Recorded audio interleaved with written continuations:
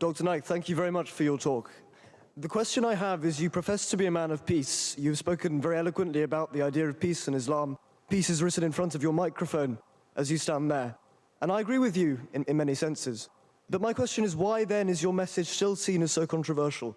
Why are there figures within the Islamic world, why are there fellow Islamic clerics who see your message and still believe that you are wrong? Why, you've claimed that the Home Secretary has banned you from this country because of a sort of media conspiracy. But why is there a broader sense of discontent with your message? The brother asked a very good question, that why, if I'm a man of peace and I speak about peace, some people are against me, some Muslims, some non-Muslims, the Home Secretary. Brother, you have to understand that any person who's popular, there are bound to be people who are against him, irrespective whether the popular person is doing good work or bad work. And the best example I can give you, that today, according to Michael H. Hart, he wrote a book saying the 100 most influential people in the world history. Though he's a Christian, he put number 1 most influential human being as Prophet Muhammad, peace be upon him. Today, do you know, though Muslims consider him to be the most important and the most influential person in history, there are many non-Muslims who think the same. But today, if we analyze the maximum books written against any human being on the face of the earth, it is Prophet Muhammad, peace be upon him. The second person he named in his list was Isaac Newton, but because he's not a common man for common human being, he's a scientist. The third person on his list was Jesus Christ, peace be upon him. If we analyze today, the second person in human history who has maximum books written against him, it is Jesus Christ, peace be upon him.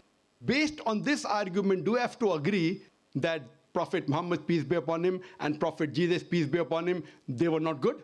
What we have to realize, when a person gets popular, there are bound to be people against him.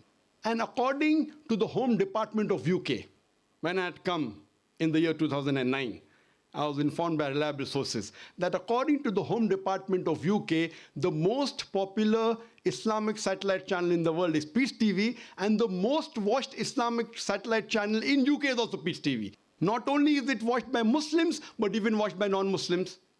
The same report said that the most popular Islamic speaker in the world is Dr. Zakir Naik, and the most popular Islamic speaker in UK is also Dr. Naik. That's the reason the Home Department was requesting me that can I reach out to those Muslims which the UK government cannot.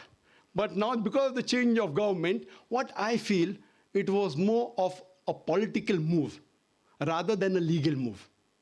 And as maybe they wanted someone popular so that they could pass the message that we are tough against Muslims, and that's the reason what we feel, that we have more faith in the judicial system rather than the political system. I think it was mainly because of popularity, and it was mainly a political move rather than a legal move. And inshallah, God willing, we feel that this exclusion order would be reversed by the Court of Appeal, hopefully.